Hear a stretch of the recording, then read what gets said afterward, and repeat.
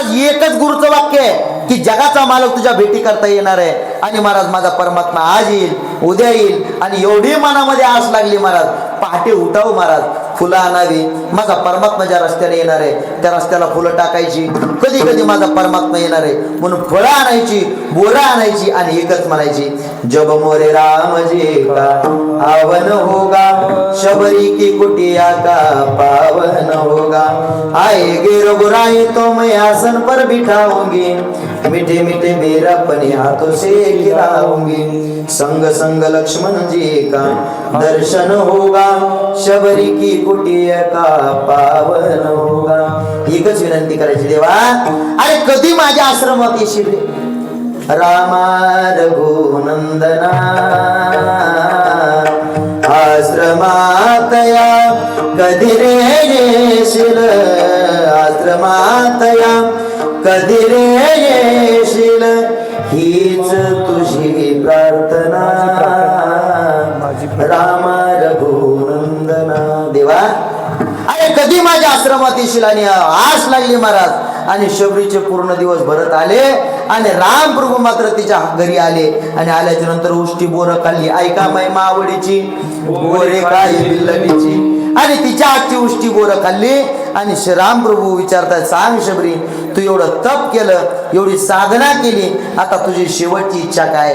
त्यावेळी शबरी म्हणते, देवा माझी काहीच इच्छा नाही, आता एकच माझी इच्छा आहे प्रभू, जन्म जन्म मुनी जतन कराय, अंतराम मुख आवत नाही. देवा अरे जन्मोजन्मी साधना करून सुद्धा, तप करून सुद्धा तुझं मुखाला नाव सुद्धा येत नाही. आता देवा तू माझ्या समोर आलात ना, आता एक करा, माझा देह पडेपर्यंत आता दृष्टी पुढे ऐसा चतुर आहे. म्हणजे शबरीची सुद्धा हीच प्रार्थना आहे की माझ्या समोर उभा राहा. चला आता कलियुग झालं, द्वापार झालं, त्रेता झालं, आता त्याच्यानंतर शेवटचं सत्ययुग, कृतयुग. सत्ययुगामध्ये, त्या कृतयुगामध्ये सुद्धा एक राजा होऊन गेला महाराज, तो म्हणजे बळी. आणि ज्यावेळेस भगवान परमात्मा बळीच्या दारामध्ये गेल्याच्या नंतर बळीला 3 पावलं जमीन मागितली, पाताळामध्ये घातलं, सांगितलं, सांग बळी तुझी काय इच्छा आहे? बळी म्हणतो, देवा माझी काहीच इच्छा नाही, जिकडे तिकडे जाय मन, आड घाला सुदर्शन, आणि प्रभू एकच करा, आता मी आशेपर्यंत माझ्या दारामध्ये तुम्ही माझ्या समोर उभे राहा. आणि बळी करता परमात्मा बळीच्या दारात काय करू लागला? राखेदार वलटा बळीचा, सारथी झाला अर्जुनाचा, दास सेवकाचा होई साचा गीत. म्हणजे त्यानं सुद्धा प्रार्थना केली की आता दृष्टी पुढे ऐसा चतुर आहे. आणि त्याच्यामुळे तुकोबाराय सुद्धा देवाला म्हणतात, देवा आता माझी सुद्धा तुला प्रार्थना आहे की तू आता माझ्या करता एक कर, आता दृष्टी पुढे ऐसा चतुर आहे. का? त्याचं कारण आहे, जो मी तुझं पाहे पांडुरंगा, पांडुरंगा मी तुझ्याकडे पाहत राहील, याच्या करता तू माझ्या समोर उभा राहा. मग का हो तुकोबाराय, एवढ्या जगामध्ये सुंदर सुंदर वस्तू असताना हेच रूप पाहायचं का म्हणता? तर त्याची कारण मीमांसा जगद्गुरु तुकोबाराय अभंगाच्या पहिल्या तुकोबारायला काही साधकांनी प्रश्न विचारला, का हो महाराज की जगामध्ये एवढ्या चांगल्या चांगल्या वस्तू असताना, एवढी रूप असताना हे पाहायचं का म्हणता? याचं कारण तुकोबाराय सांगतात, बाबा त्याचं सगळ्यात महत्वाचं कारण आहे की ते रूप मला आवडतं. आवडे हे रूप गोजरे सगुण पातालोचन सुखावले. महाराज म्हणतात की बाबा ते रूप मला आवडतं म्हणून मी माझ्या समोर उभा राहा म्हणतो. पण सांगू का का महाराज हेच रूप का आवडतं? कारण प्रत्येकाची आवड वेगळी महाराज. कारण एकाला एक आवडत नाही, एकाला सगळं आवडत नाही, सगळ्याला सगळं आवडत नाही, सगळ्याला एक आवडत नाही. आता बरंच बाकीचं जाऊ द्या, खरं सांगा, आपण इथं आलेली तरी सगळ्याला कीर्तन आवडतं का?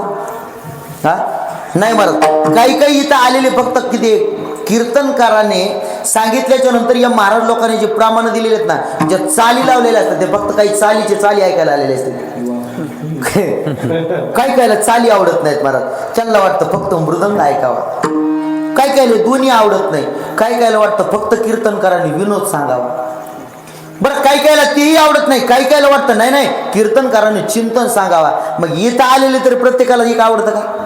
नाही आवडत. बरं आता इथंला जाऊ द्या, इथं तरी 12 घरचे 12 जण आहेत. आपल्या घरामध्ये 4च माणसं असतात, नवरा बायको मुलगा आणि मुलगी. पण गंमत पहा,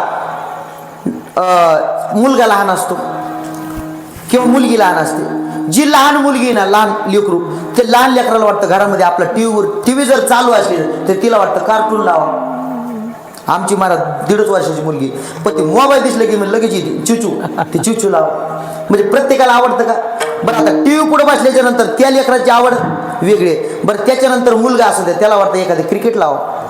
तुमच्या माझ्यासारखा असेल तर त्याला वाटतं सिनेमा लावा, एखाद्या माता माऊलीला वाटतं एखादी सिरियल लावा. म्हणजे घरामध्ये प्रत्येकाची आवड एक का नाही. बरं जाऊ द्या, ते जाऊ द्या. काय झालं, गुरुवारी इंगळे दादा एक दृष्टांत सांगत असतात. सांगत होते ते म्हणे, एक जण असं दुकानात गेला चपलाच्या, आणि त्याने 5,000चे बूट आणला, आणि सुंदर बूट आणला. आणि बूट आणल्याच्या नंतर तो आपल्या घरी बायकोकडे घेऊन आला, आणि बायकोला सांगितलं, हे बघ मी 5,000चा बूट आणलाय. तिने सांगितलं, बावळट आहेत का म्हणे, असला कुठं बूट असतो का? अजिबात मला आवडलेला नाही. त्यानं लगेच तो बूट घेतला, दुकानदाराला परत दिला. मालक, अहो हा बूट तुम्हाला राहू द्या, माझ्या बायकोला आवडलं नाही, राहू द्या म्हणे.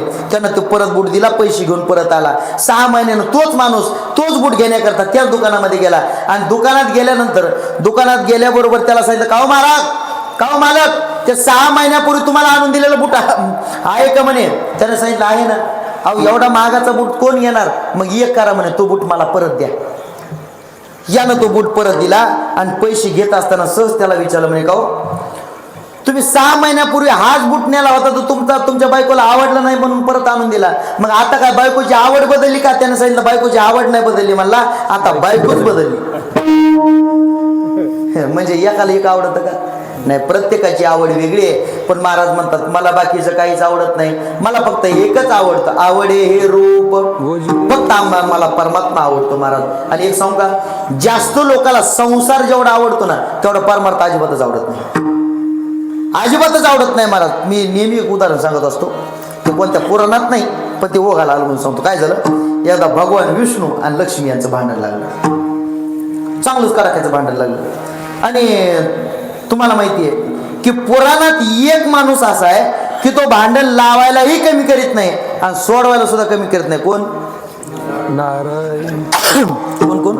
नारद. तुम्हाला पक्क पाठवलं, कोण? नारद. आणि मग ते भांडण लागलं, आणि भांडण लागल्याच्या नंतर नारदजीनं पाहिलं, ओ देवा, अहो काय झालं बायको सोबत भांडायला?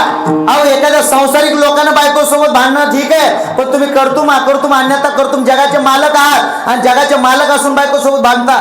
देवाला सांगितलं, नारदजी आता खरं तर संन्यासारखं तुमच्यासारख्या संन्यासीने आमच्या संसारिकात पडू नये, पण आलातच नाही, एक काम करा म्हणे, तुम्ही आमचं भांडण मिटवा.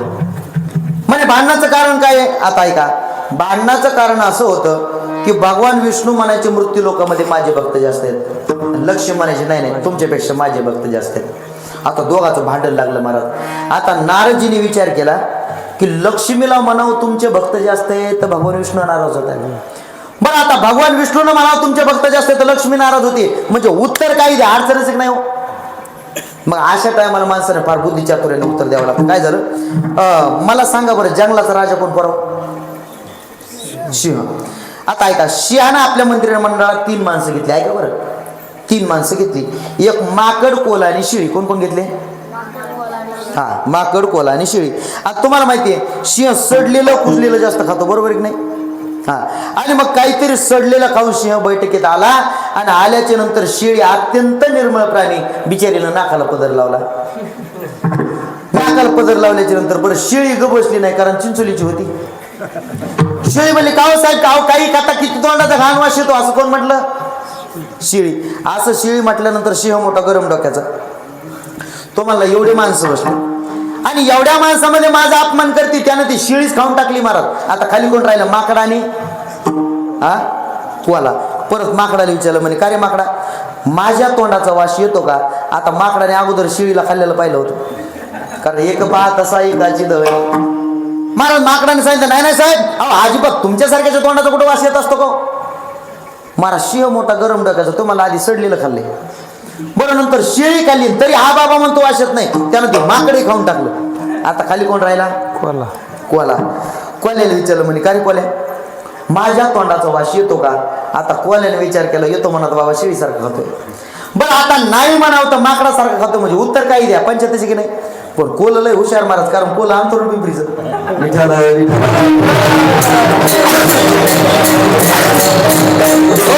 कोल्यानं मधला मार्ग काढला. कोल म्हणे काय करू साहेब, काल नाव ना चिंचोलीची माणसं भेटले आणि भेटल्याच्या नंतर त्यांनी एवढा आग्रह केला लय मोठ्या आईस्क्रीम खाऊ घातल्या म्हणे. सर्दीन खोकला झाला त्याच्यामुळे वास यायचंच बंद झालं म्हणे. असं बघितलं तुला लागतं. आता नारदजी त्याच पेचामध्ये, नारदजीने विचार केला लक्ष्मीला म्हटलं तुमचे भक्त जास्त आहेत तर भगवान विष्णू नाराज होत आहेत. बरं भगवान विष्णूला म्हणा तुमचे भक्त जास्त आहेत पण लक्ष्मी नाराज होते. मग त्यांनी सांगितलं एक काम करा म्हणे काय, तुम्ही दोघंही मृत्यू लोकांमध्ये जा आणि गेल्याच्या नंतर जास्त ज्याचं स्वागत होईल समजायचे त्याचे भक्त काय जास्त आहे. भगवंताने लक्ष्मीला सांगितलं लक्ष्मी चल म्हणे. लक्ष्मी म्हणली मला यायची गरज नाही, तुम्ही म्हणे पुढं. आणि मग भगवान विष्णू आल्याच्या नंतर म्हणे आता कुठं जायचं म्हणे, चला चिंचोलीला सप्ताह चालू आहे. भगवान विष्णू सप्ताह चिंचोलीला आले आणि आल्याच्या नंतर सुंदर असं भागवत कथेचं आयोजन केलं. कशाचं? भागवत कथेचं. आणि भागवत कथेचं आयोजन दिलं. प्रत्येक पेपरला बातमी दिली, टीव्हीला बातमी दिली आणि प्रत्येक गावागावामध्ये दौंडी दिली महाराज. बरं का यश महाराज, गावागावामध्ये दौंडी दिली. ऐका उद्यापासून आपल्या चिंचोली गावामध्ये भगवान विष्णू कथा करणार आहेत. अशी दौंडी दिली महाराज. जमती ना आम्हाला दौंडी द्यायला. यदा कदाचित जर आमची पुन्हा कोरोना आला किंवा आता म्हणतात ना लॉकडाऊन पडायचं, जर लॉकडाऊन पडलं आणि कीर्तन बंद पडले का आम्ही एखादं टोपडं वाजवायचं आणि एखादं दौंडी द्यायची. आता ते प्रत्येक गावागावामध्ये दौंडी दिली आणि दौंडी दिल्याच्या नंतर इकडं पहा, तिकडं आहिलेनगरकर, इकडं परळीच्या पुढं बातमी, इकडं संभाजीनगर, इकडं सोलापूर, लांबून मारा लोक येऊ लागले. आणि बघता काय, पहिल्याच दिवशी 10 एकरचा मंडप भरला. किती? 10 एकरचा.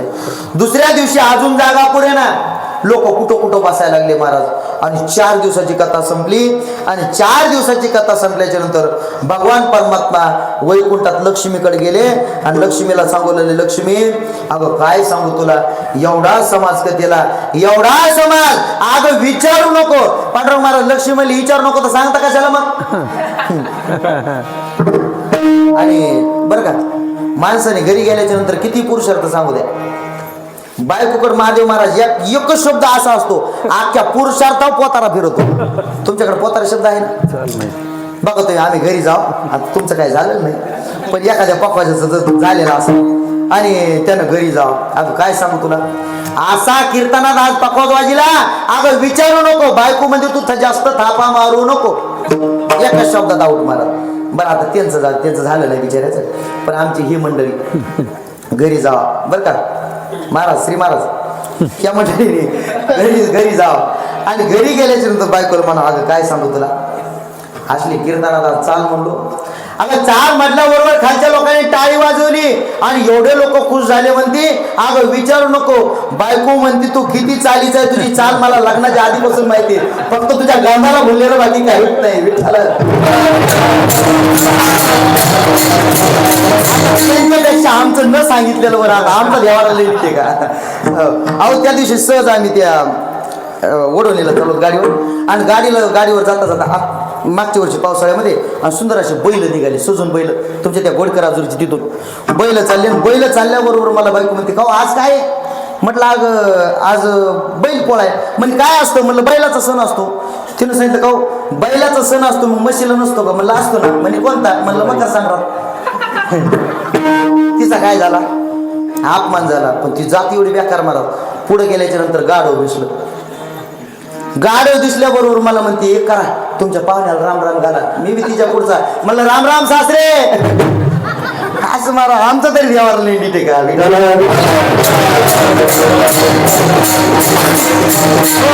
आता लक्ष्मीला सांगू लागले अगं काय सांगू तुला, मृत्यू लोकांमध्ये येऊन बघ. लक्ष्मी म्हणली येणार रे, काळजी करू नका. आणि आता ऐका कधीची वेळ दुपारी 1 ते 5.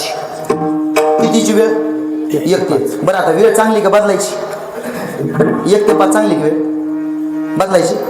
सकाराम महाराज म्हणते बरं 1 ते 5 ची वेळ आणि 1 ते 5 ची कथेची वेळ. आणि बरोबर काय झालं, 1:15 वाजता लक्ष्मीने एका म्हातारीचं रूप घेतलं आणि म्हातारीचं रूप घेतल्याच्या नंतर एका बाईच्या दारामध्ये गेली. विचारलं कोण आहे, अगं मी म्हातारी आहे. काय पाहिजे, अगं तांब्याभर पाणी पाहिजे. अशी गरम झाली महाराज ती. अगं एक तर 1:15 वाजलाय, कथेत बसायला जागा भेटत नाही आणि याच वेळेला आली. पण आता पाण्याला तरी कसं नाही म्हणावं म्हणून तनतन करत घरामध्ये गेली. एक तांब्या भरला आणि पितळाचा तांब्या नेऊन हिच्या समोर नेऊन ठेवला. कोणासमोर? हा, म्हातारी समोर. बरं, म्हातारी समोर. आणि म्हातारी समोर तांब्या नेऊन ठेवला आणि नेऊन ठेवल्याच्या नंतर तिने ते पाणी पिलं आणि पिल्यानंतर तांब्या परत दिला. पण जुन्या काळातल्या माता मावल्या वाला तांब्या कधीच घरामध्ये ठेवत नव्हत्या. का? कारण पितळाच्या भांड्याला पाण्याचे काय होतात? डाग पडतात. म्हणून ती असं पदरानं पुसायला लागली. आणि पुसत असताना तिच्या लक्षात आलं पाणी देताना तांब्या पितळाचा होता, घेताना कसं झाला? सोन्याचा. म्हणजे तुमच्या डोक्यात सोनंच की राव. मला वाटतं तांब काही येईल. कशाचा झाला? सोन्याचा झाला. आणि मग म्हणू लागली बाई हांडा दिला असतात किती बरं झालं असतं. पण आता वेळ निघून गेली महाराज. आणि वेळ निघून गेल्याच्या नंतर पण ती कथेला येऊन बसली. पण महाराज तिचं लक्ष कथेत लागेनाच. कारण तिचं लक्ष कुठं बाळ महाराज? तांब्याकडे महाराज लक्ष. मग शेजारी डावचायची म्हणे का गं? आता एवढी सुंदर कथा चालू आहे. साक्षात भगवान विष्णू कथा सांगतायत. 7 दिवस कथा ऐकल्याच्या नंतर तुला मोक्ष भेटणार आहे. आणि कथा ऐकायची सोडून तुझं लक्ष भलतीकडे दिसतंय. तिनं सांगितलं अगं तुला म्हणून सांगते. निघाली होते कधीला पण आली ना ती कोण? हा, लक्ष्मी का म्हातारी? हा, बरं ते लक्ष्मी. एक काय म्हणतात म्हातारी, काय म्हणतात लक्ष्मी. पण लक्ष्मीच्या रूपातली म्हातारी. हा, ती आली आणि तुला सांगते तिने मला पाणी मागितलं. आणि पाणी मागितल्याच्या नंतर मी तिला पाणी दिलं. आणि तांब्याच्या वेळेस परत दिला. तो पुसत असताना माझ्या लक्षात आलं पाणी देताना तांब्या पितळाचा होता, घेताना कशात झाला? सोन्यात झाला.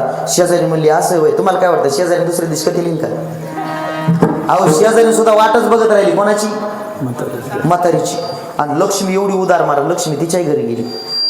पण हिनं पाणी मागितल्याबरोबर हिनं मात्र हांडा दिला. लक्ष्मी एवढी उदार हांडाही सोन्याचा केला मारा. आणि मग असं करता करता कथेत कळालं अगं इकडं कथा सुरू झाली की तिकडं कोणीतरी बाई ते सोन्याचं भांड करून देते. तुम्हाला काय वाटतं कधी लोक बाया ऐकल काय? अहो कथेचा 7वा दिवस आणि 7व्या दिवसाची कथा महाराज. आणि भगवान परमात्मा कथेला आले. आणि भगवान परमात्मा कथेमध्ये आले महाराज. गायक वादक आले. पण कथेत कोणी दिसेना. त्यांना वाटलं लोकांना सवय चाल झाल्याच्या नंतर कीर्तनाला जायची. मग त्यांनी विचार केला आपण भजन म्हणून नाना प्रकारचे भजन म्हणले महाराज. हनुमान चालीसा काय, आणखीन काय, अष्टक, मधुराष्टक, गोपीगीत, नाना प्रकारची गीतं झाले महाराज. कथेची वेळ 1ची 2 वाजले. कथेत कोणीच नाही. 3 वाजले. कथेत कोणीच नाही. कारण लोक कोणाची वाट बघत होते? लक्ष्मीची महाराज. शेवटी 2:45 वाजता लक्ष्मीनं म्हातारीचं रूप टाकून दिलं आणि मूळ रूपामध्ये आली आणि आवाज दिला ओ कथाकार. कुठे समाज लय नाक आणि कांदे सुलीत होते ना की मृत्यू लोकांमध्ये माझे भक्त जास्त आहेत. कुठे तुमचा समाज? अगं लक्ष्मी कालपर्यंत होता. आज दाखवा ना कुठे. आणि मग भगवंतानं अंतर्ज्ञानानं पाहिलं आणि पाहिल्याच्या नंतर लक्ष्मीला सांगितलं लक्ष्मी माझ्यापेक्षा तुझंच गिराईक जास्त आहे. आता तुम्ही मला विचारता महाराज ही कथा कुठल्या पुराणात आहे? कुठल्याच पुराणात नाही. मग सांगितले कुठून? ही समाजाच्या प्रवृत्तीतली ध्यानात ठेवा. म्हणजे जेवढा लोकांना संसार आवडतो तेवढा परमार्थ मुळातच आवडत नाही. पण महाराज म्हणतात बाकीचं आम्हाला काहीच आवडत नाही. आम्हाला फक्त एकच आवडतं. आवडे हे रूप. आम्हाला त्या परमात्म्याचं रूप आवडतं. का आवडतं? त्याचं कारण आहे गोजिरे सगुण. आणि त्याला पाहिल्याच्या नंतर पाहता लोचन सुखावले. आता लोचनच का सुखावले आणि लोचन कोणाचे सुखावले याचा आपल्याला विचार करायचा आहे. पण 1 मिनिटामध्ये परमात्म्याचं भजन करू आणि नंतर पुढचा विचार करू.